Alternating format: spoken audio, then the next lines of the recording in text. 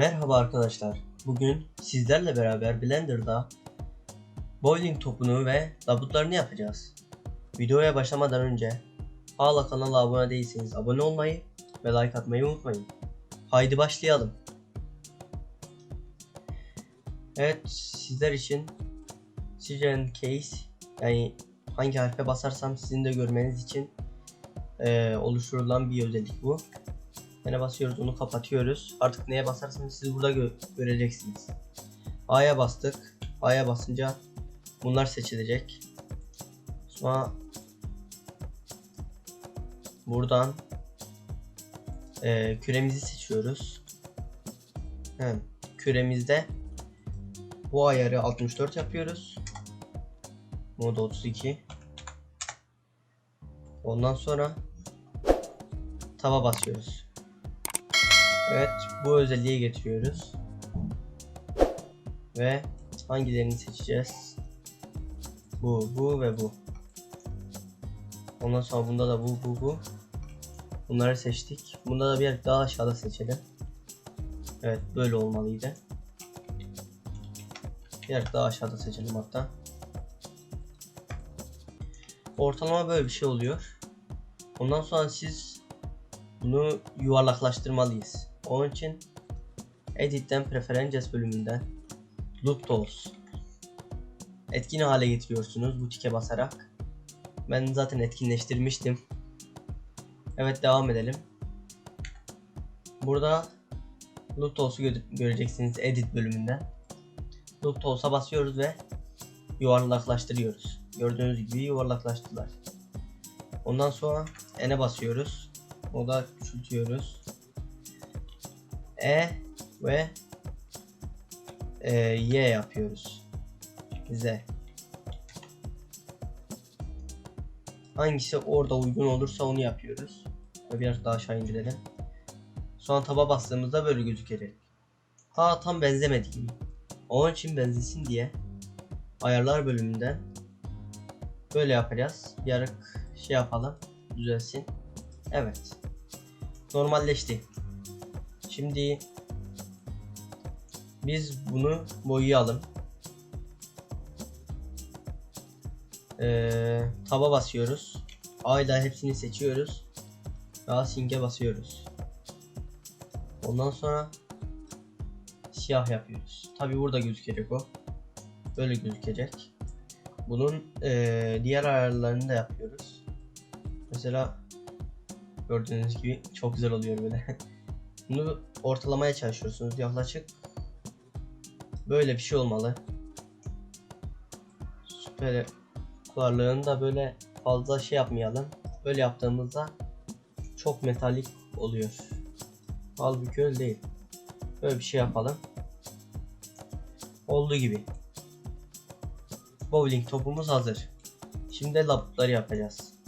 Bowling topunu böyle bir köşeye alalım. Evet, labut fotoğrafları indirelim. Mesela bu iyi gibi. Resmi farklı kaydet yapıyoruz. Ve labut yazıyoruz. Labut yazdık, buradan indi. Bunu alıyoruz ve Blender'a kaydırıyoruz.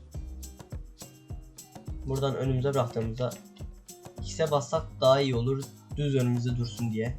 Tekrar yapalım. Evet, neredeydi o? Burada. Bunu aldık, önümüze bıraktık. Bundan sonra küçük ayarlamalarını yapalım, tam hizamıza gelsin böyle.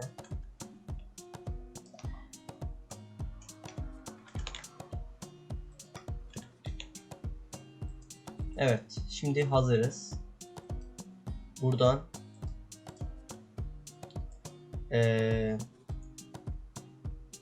silindir ekleyeceğiz. Silindirimiz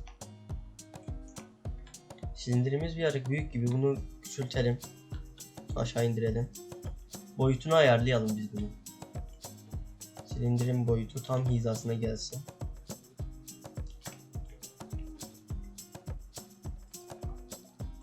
Evet.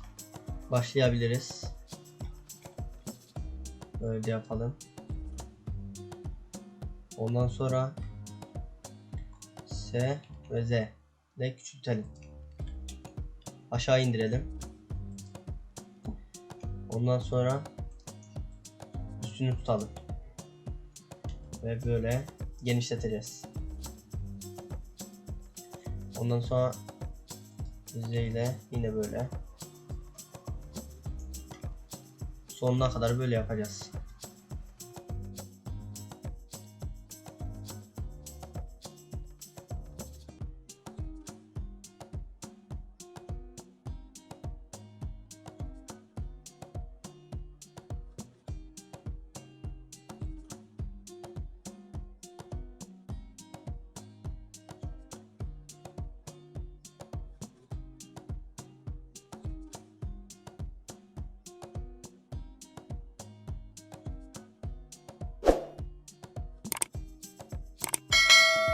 Evet arkadaşlar, şeyimizi yaptık. Labutlarımızdan birisini yaptık. Labut bir arık garip gözüküyor böyle. Onun için buradan düzgünleştiriyoruz. Ve shaft smooth yapıyoruz. Shaft smooth. Ondan sonra labutumuzun rengini veriyoruz. A yapıyoruz. Ve async. Ondan sonra taba basıyoruz. Artık istediğimiz rengi verebiliriz. Bunun beyaz olmasını istiyorum aslında. Yani bunu düşürtelim. Bunu arttıralım. Evet. Yavaş yavaş istediğim şekle geliyor. Kersini böyle bir şey yapsak.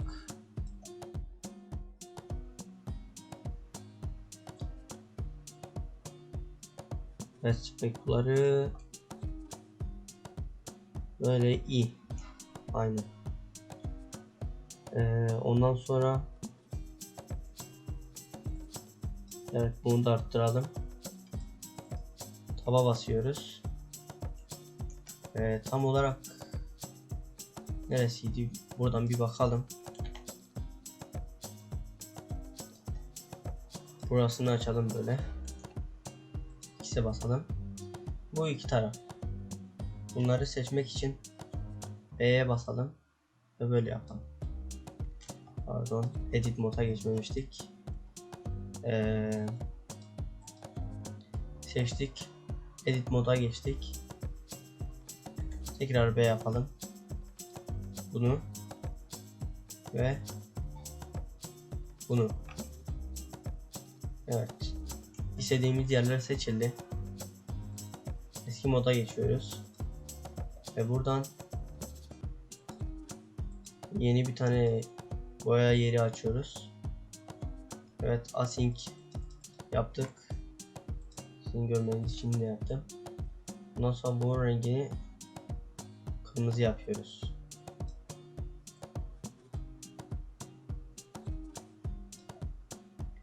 Renginle bir arık oynadıktan sonra benzeyecektir. Böyle olduğu gibi. Evet, labutumuz da hazır. Güzel gözüküyor. Bu ucunu bir arık sevmedim ben aslında. Burasını sivri olmuş gibi.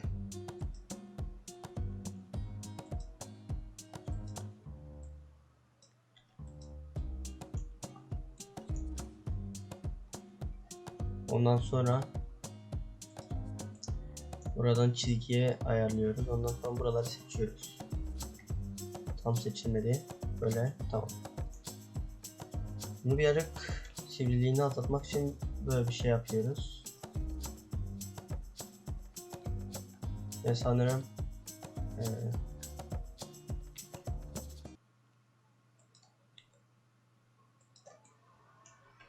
ne oldu? Böyle yaptıktan sonra da F'ye basıyoruz ve orayı kapatıyoruz. Gördüğünüz gibi labutumuz çok güzel bir şekilde oldu. Aynısı oldu yani diyebiliriz. Evet, dosyamızı kaydedelim. kaydettik. Evet arkadaşlar, bugün sizlerle beraber bowling topumuzu ve labutumuzu yaptık. Videoyu beğenmişseniz videoya like atmayı ve kanala abone olmayı unutmayın.